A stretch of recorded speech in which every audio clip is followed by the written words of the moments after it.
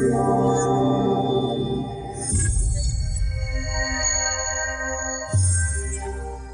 ladies and gentlemen, and welcome back to Kerbal Space Program without Earth Astronomy.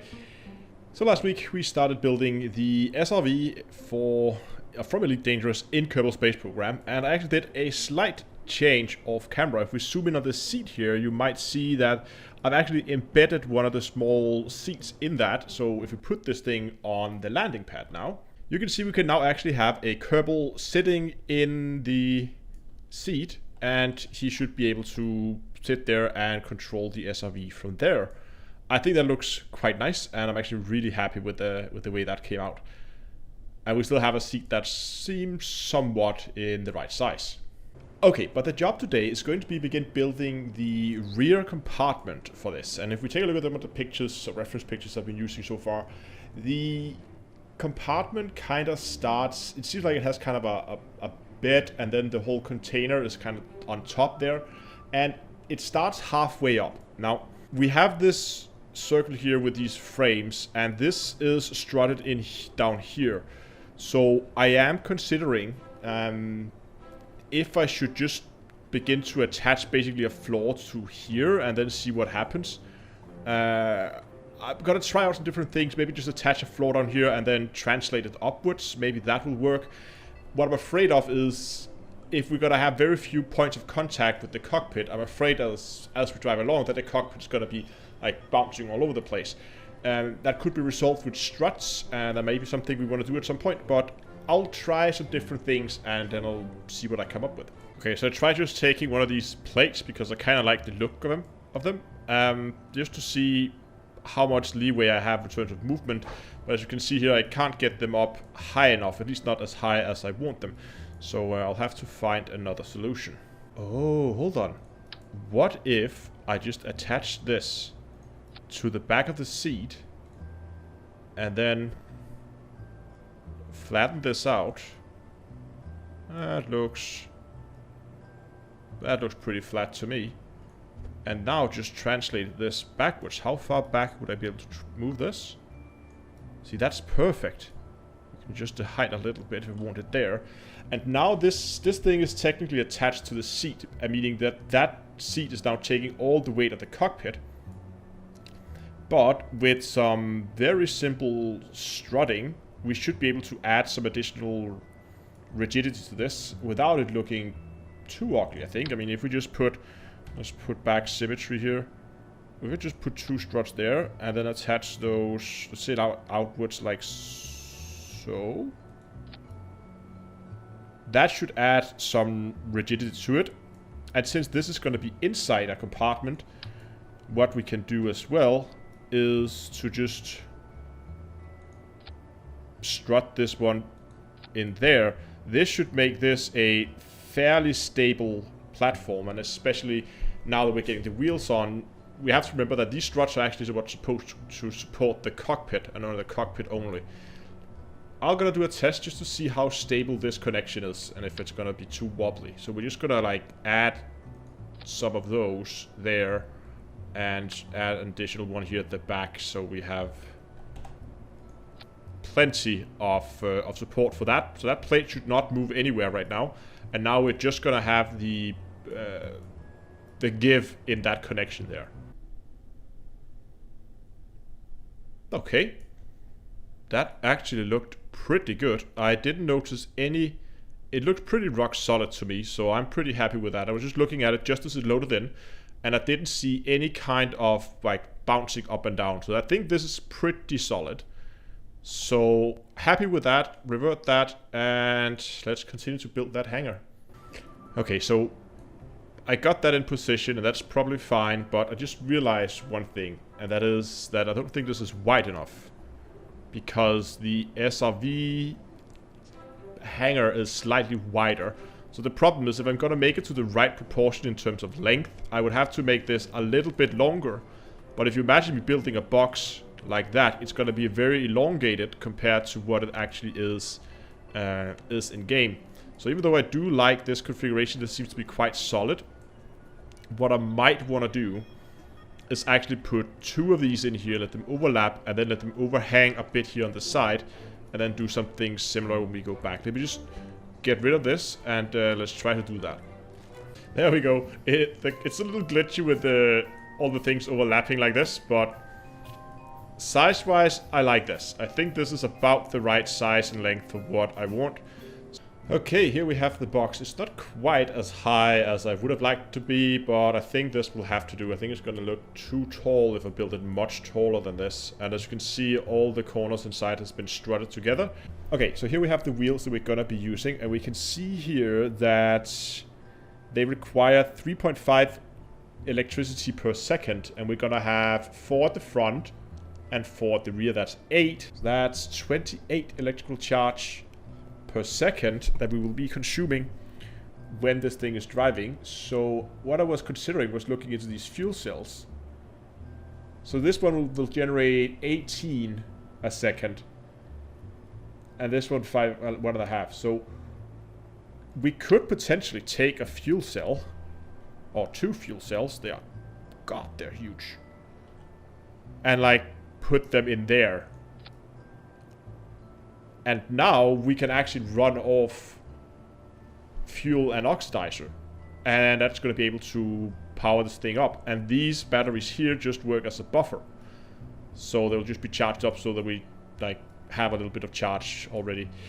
So we could put a hinge on like this. Obviously I would move this around, but this would allow us... Like the angle limit should be from 90... there, from 90 to 0. So that it's only allowed to go all the way up or be all the way closed. And all we would have to do now was just add these plates on here and then move everything into position. Okay, you know what? I'm gonna give that a go. Okay, here we go. I haven't put all the top plates on just yet, but I just want to test this. So I put a hinge and I hidden that inside the compartment, and I set it up on an action group. Okay, so apart... oh, what is it doing? Okay, apart from me not setting up the hinge correctly, I just need to adjust the angles a little bit. Then it should actually be okay. Let's just try that for a second. Okay, give me a second. Okay, hinge test, take 2. Beautiful. It opens up, giving us access to the compartment inside in case we want to start or stop these fuel cells, and we can close it again. Wonderful.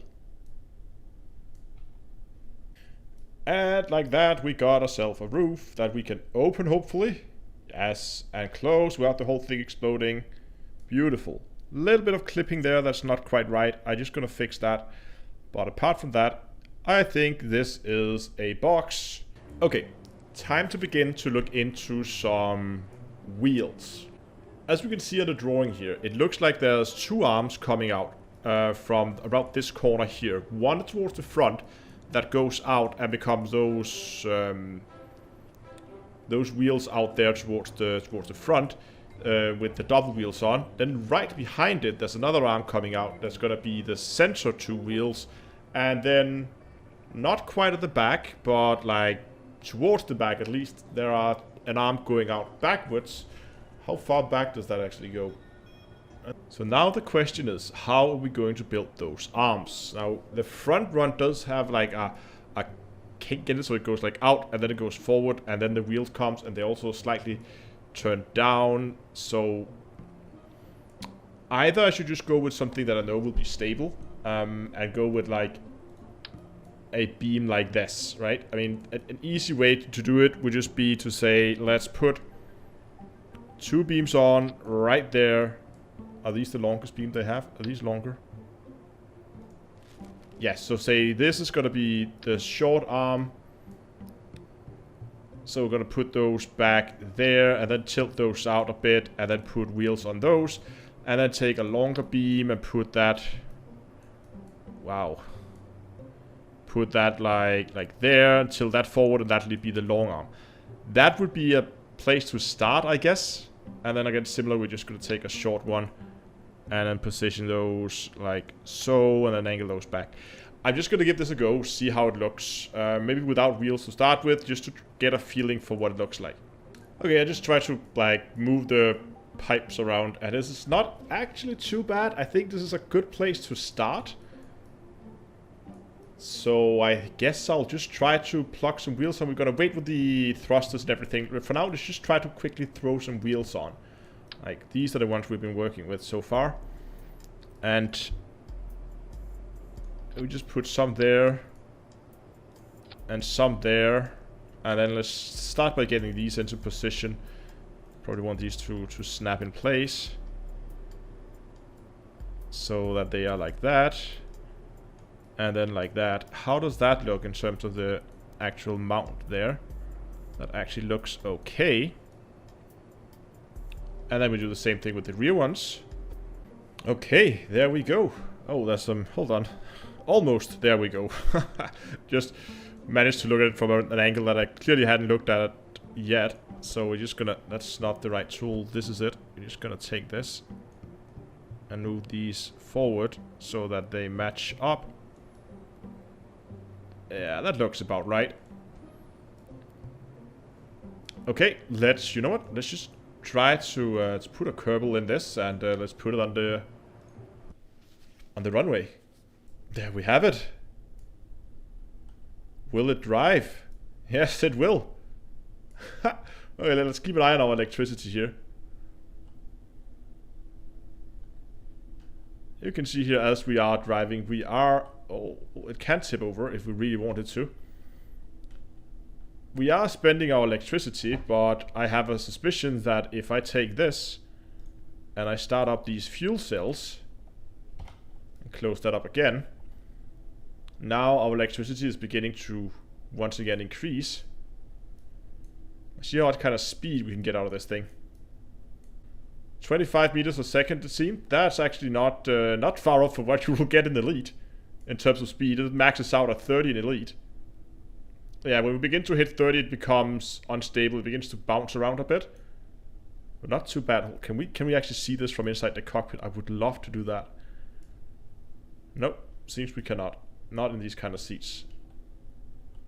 Can we flip it? Yep. Will it explode? Sure thing. What did we lose? We lost... I'm not sure we lost. It's clearly something keeping these plates together. I'm just going to give this another drive. This was amazing. I'm actually really happy with the way this came out. There's obviously still some stuff missing. I mean, we're missing the thrusters on the side, and maybe we're going to build some kind of turret on the top of it to simulate that. Exactly how we're going to do that, I'm not really sure. But both in terms of its speed and everything, I'm actually quite happy with the way this thing came out. And we do have all wheels hitting the ground. Does this thing brake? Not very well. Put lights on. No, what's the shortcut for lights? I can't remember.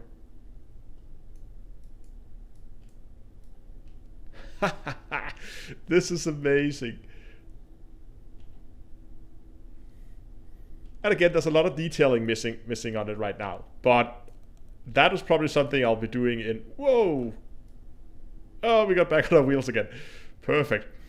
This is probably something I'll be doing in a future episode, where we're going to be getting some thrusters on this, so we can see we can get this thing flying. And we're gonna probably also be building the turret on top, just to kind of complete it. And then I might add some additional detailing here, there, maybe add some brake lights or something like that. I don't know yet. This thing does have a tendency to flip, but and obviously once we're on our roof, there's nothing we can do without our thrusters. But that's gonna be it for this time, guys. I hope you enjoyed it. If you did, give this video a like, subscribe to the channel if you want to continue to follow this little project. And until next time, I'll see you guys in space.